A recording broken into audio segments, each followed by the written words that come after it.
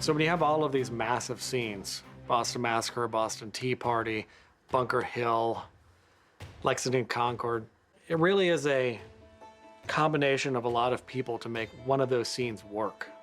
You need the director with the DP with a vision. And then you need a production designer that can bring whatever part of the world we can afford to life. And then you need hundreds of people to bring the rest of that world to life. What I enjoy about period is that you can sculpt it to be the romance and the edginess of what we imagine. We talked about how we wanted the world to feel, so we wanted it to have a dark and gritty, dangerous kind of quality. The emotional story was explaining. So when George came on board, he was very crucial to then sort of finishing that vision. The great thing about period lighting is that you don't have many choices, especially at this particular bit in history where there were candles, there was a bit of oil lamps, and that's about it. Carrie especially likes to stay away from the standard, you know, and there are lots of great reference. You know, I always approach this as being a cowboy film. So we use a lot of doorways and sort of just frames within frames and things like that. It's what you don't see that is as interesting, and what you hear is as interesting as what you see, or makes what you see more interesting. So all the sets were designed to be able to do that and have tremendous depth, and we have in every set an ability to, you know, to find a corner that gives us those kind of corridors within corridors and be able to unfold something at the end. In the old days, TV was like close up to close up, whereas now TV is expected to be cinema. And I think doing things like reflections and, you know, slightly more tricky shots, that's cinema, you know, and also just holding shots a bit longer. And I think the audience like to see that.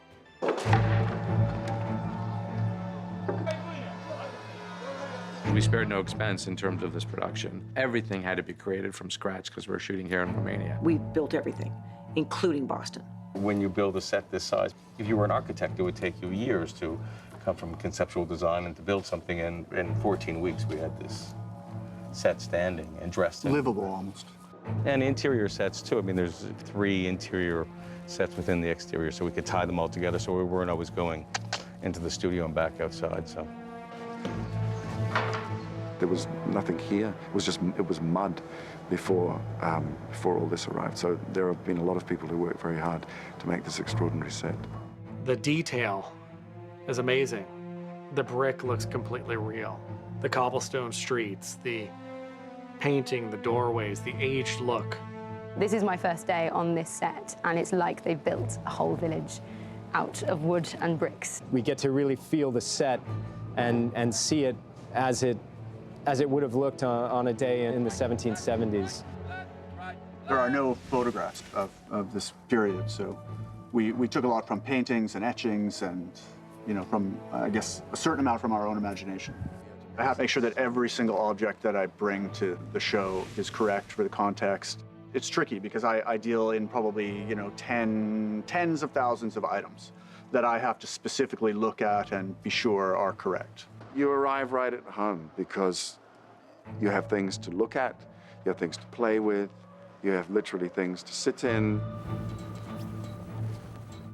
Once all that distills down and they call, you know, sound rolling and you're just milliseconds away, that's my favorite part of the whole process because it is just the simplicity of actor and his space. As an actor, when you wear authentic period pieces made from authentic material from that time, there's just something mysterious that happens, and you walk a little bit different. You know, you feel different. You move different, and it's a tremendous bonus to a performer to be able to have that. Donna, the costume designer, designed all the costumes so they would be as real as possible, and then her department made them. Being authentic ultimately means like being as natural as possible, having as little artifice, do you know, and clothing which really sort of becomes part of the body versus, you know, putting a costume on. I mean, it really, and so the sensuality and the texture and the color is a really big aspect for me in terms of how I design these clothes. We wanted to have it feel credible and realistic, but we also wanted to create something that was different, something that no one had ever seen before. And so it was really about more creating the sort of core of the character, working in the 18th century vocabulary, but giving it a sort of dynamic, something that was, a little bit sexy, a little bit dynamic, a little bit other than what you've seen. There is no character without the wardrobe that they put on. So your costume designer is absolutely critical to making the world authentic. It's probably one of the absolute high points in terms of clothing in, when you think of all of the centuries, because it's really a moment where Eastern fabrics and Western, influence came together, where men, were able to define themselves in a much more unique way.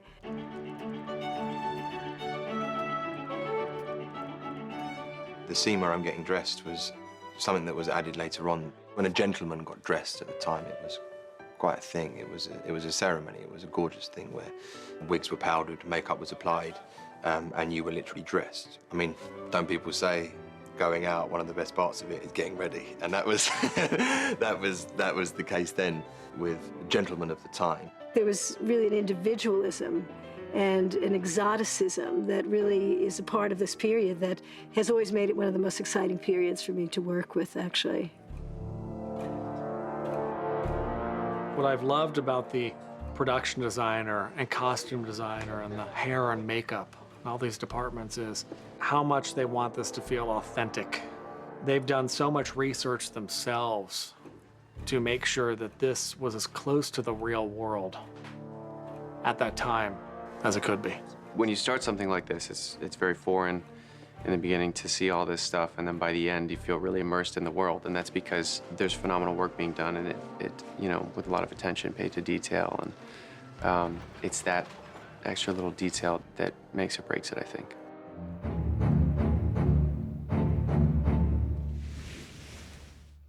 The stealing of the gunpowder from the British from their silo was a very exciting sequence to shoot, because I was a British actor playing an American character pretending to be a British soldier in the war against the Americans. It felt a bit like a heist film just for a few days, which is obviously something that boys always want to be involved with. She was a blast to shoot. No pun intended. God, that was silly. Blowing up the silo, that was always fun, because there's so much anticipation of that, and that it went well. Well, we laid down black powder, real black powder, and we put some match heads and special electric igniters of ours, and we blow it up on the cue. So we need to match the actor shooting his pistol. You need to be very safe, very close to it, yeah, to have ignite the black powder from the flash of the nozzle of the gun. We spent a week out there drilling holes and putting all the necessary charges in it. But I mean, it looked very spectacular. Over your ears.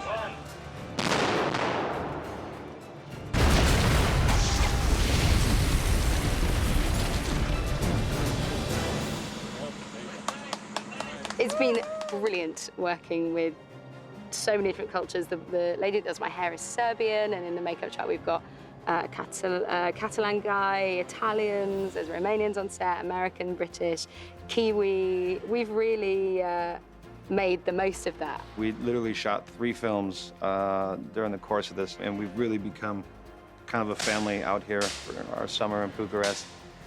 Leather pants and all, man. I've ended up with a tattoo, a horse, and a puppy. So somehow in there, we've all become a little bit of a family, and I hope to take away those memories as well. Action!